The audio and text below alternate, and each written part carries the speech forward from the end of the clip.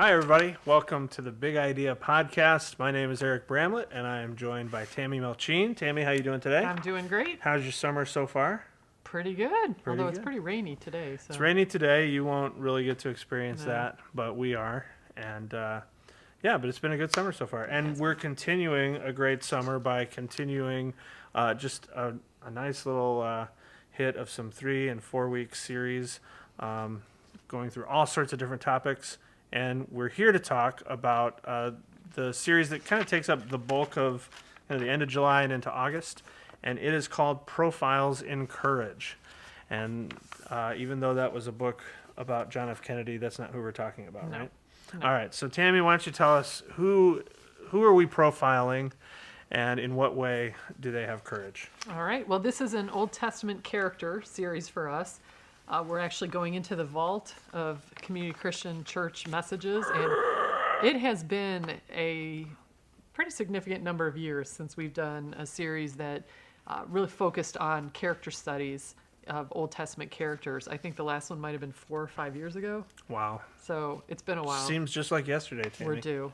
Yeah, we are due. So this is a 4-week series. Each week we're going to be looking at a different character, and the hook that ties them all together is there really are stories of courage. And so we're going to look at a couple different angles of why we can have courage, all based in this key verse is we can have courage because God is with us.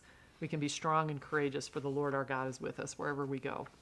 So that's what we're doing. All right. And so each of these, I mean, the kind of nice thing about these taking place during the summer is that even though it is a series or a series that has, multiple facets, it also has great sort of standalone power. So they live as a Sunday, and with travel and with people not being there or showing up for this week or that week at other campuses, because of course everyone's going to be there every at week your at campus. Yours. Everyone's there every week, and you should never replay videos because your campus is the best. But for the rest of them, sometimes they don't show up in the summer. Sometimes they don't. It happens. So the nice part about this is it gives us the opportunity to have a framework for a series without necessarily having if you missed last week, you missed something that's really important to what's happening this week. It's less like that. Okay, so with that in mind, let's start with week 1. And this is Joshua and Caleb. And we're talking about God's promises. Yes, because this is the story of Joshua and Caleb and the other 10 spies going to spy out the promised land. And if you remember the story, they come back. Joshua and Caleb are like, we should go, we should do it. God said he'd give this to us. And the other spies are terrified of the giants in the land, and they end up talking the people into not moving forward. And the angle on courage in this one is, I like, there was a line in one of the messages that I looked at that talked about God wasn't sending them to the possible land or the probable land. He was sending them to the promised land. Right. And, God had already promised that he was going to give them this land, and yet they shrunk back in fear from it. And so the focus of this first week, the angle on courage, is to think about the promises that God has made to us that we can take courage in. And so to think about, if there's things that we're worried about or we're afraid of, and they relate to a promise God has made to us, we need to be strong and courageous and move forward because we can trust God and what he has promised that who he will be for us and what he will do for us. That's very good. I like that. I don't have any other questions other than just as we think about overall, how these stories translate to us, now, so it's like, I've got this Old Testament story, I know you don't know necessarily yet in terms of the crafting of it, but how do we see this playing out in terms of taking this old story and making it something that is applicable kind of to my daily life? Yeah. Well, I could even think of, I think a pretty common thing is a lot of us worry about money. We're worried about what's the future, what if I don't have enough, what all this. And then, you think about in Matthew when Jesus reminds us that, don't you think your Father, he knows how to take care of the birds of the air. Consider the lilies of the field. Your Father knows what you need. And so in that essence of saying, okay, will you trust God? Right. Will you have courage and just move forward and trust God that he's going to take care of you in the future? And so there's different promises like that I think if we begin to anchor ourselves in the promises of God, then we will have the courage to move forward. To get through past the giants Yeah. of our lives. Yeah. Yep. All right. I like that. That'll work. Let's move Glad on you then. think so. Yeah. I mean, I approve. All right. So let's go on to week 2, and then we're talking about the story of Gideon. Gideon, great story. Gideon, kind of this guy that in some ways I think is hiding out in a wine press and doesn't really see him. And If I had a nickel for every time I was hiding out in a wine press. And, God comes to him and says, my great, strong, and mighty warrior, which is not the way Gideon would have been looking at himself at that moment. If you remember the story, God calls him to lead the Israelites in battle, and he starts with thousands of people, and God's like, nope, that's too many. We got to get rid of them, rid of them. And it gets down to where there's only 300 of them. And then they end up, I won't, spoiler alert, I won't ruin it for you. No, go ahead, ruin it. Well, they end up, they end up like banging pots and Yeah, screaming, they create all this noise. They're create like this noise, and it freaks out these Foley artists, Yeah. basically. Yeah. freaks out this giant army, and they all run away and scatter, and Gideon and the Israelites are successful. And the focus of this one is where the first week is on God's promises, this one is on God's power. Because Gideon is a mighty warrior, not because of anything in himself, but because God was going to display his power through his leadership. And so some of it is for us to realize, and this week is about we can be strong and courageous because we are people that have potential, just like Gideon, that God's power can work through us to do things, to fight battles that we never even thought we could fight. And so, again, some of the things that people might be facing in their lives, one of the things that comes to mind is maybe, someone that is diagnosed with cancer or something like that. And, just to know you can courageously walk through this hard battle because God can give you the power and the strength to do that. Yeah, no, that's good. And I like the idea of, kind of Gideon came to the table with his attempt at a solution, and God had a completely different viewpoint entirely. And I, with some of these stories, you tend to think like, well, what would have happened if he didn't trust God? Yeah. And if he rejected God's plan, but he accepted it, he moved forward with it, and God did an amazing thing that really, I kind of have those moments where it's like, when something happens that that only God could do, and those are powerful moments. Yep.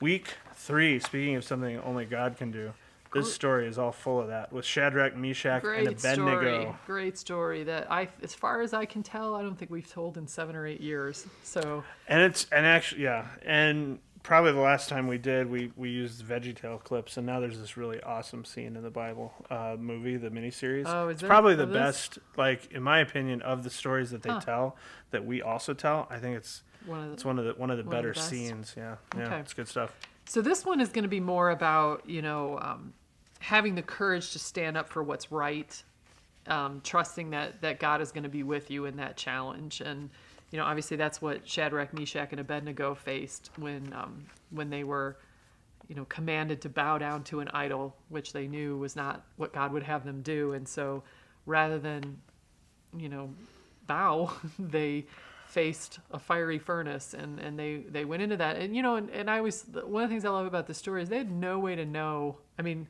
they had every reason to think the opposite when they were thrown into the furnace, that I'm sure they thought they were going to die. Oh, sure. Well, and you've got it in the text here in the map, but they actually kind of allow for that. Yeah. They allow for that possibility that whether we are even if he saved, does not, even if he does not, he's still God, and we're still not, still not going to serve your gods. Yeah. We're still standing up for what's right.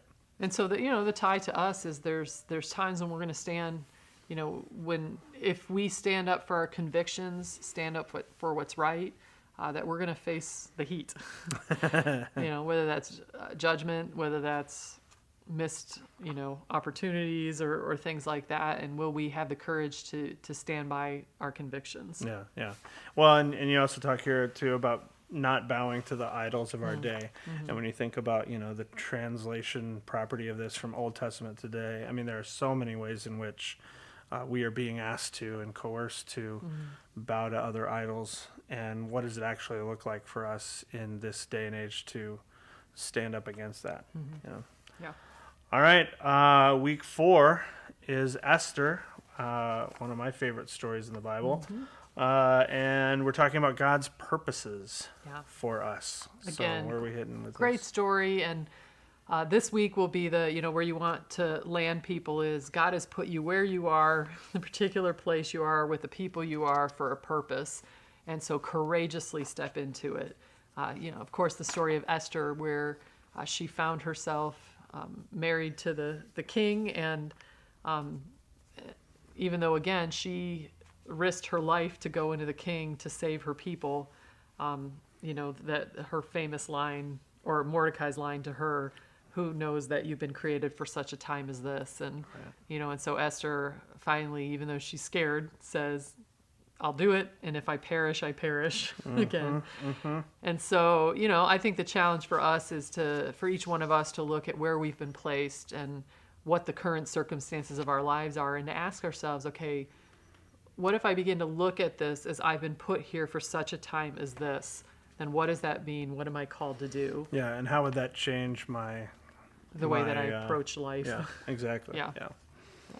Yeah, that's and that one's a little bit trickier, I guess, because it feels like Esther is maybe built on a crisis. It's like for such a time as this, and then there's a crisis that she needs to step into, and she was in the right time at the right place.